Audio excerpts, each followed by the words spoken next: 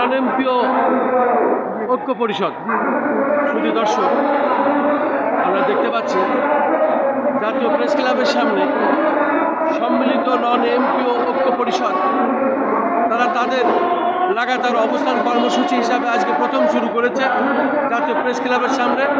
আমি দেখতে পাচ্ছি এবং তাদের নেতা বক্তব্য দিচ্ছেন এবং আমরা দেখতে পাচ্ছি তারা ব্যানারে যেটা লিখেছেন, সরকার প্রতিশ্রুত স্বীকৃতিপ্রাপ্ত সচল সকল নন এমপিও শিক্ষা প্রতিষ্ঠান এমপিও ভুক্তির দাবিতে লাগাতার অবস্থান কর্মসূচি।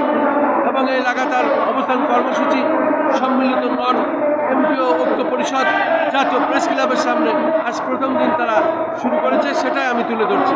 আমি খন্দকার মাসুদুজ্জামান, আমাদের চ্যানেলগুলির পক্ষ থেকে আমরা এটা প্রথম থেকেই শুরু করছি। তারই ধারাবাহিকতায় আজ প্রথম দিন আমি এটা দেখে যাচ্ছি।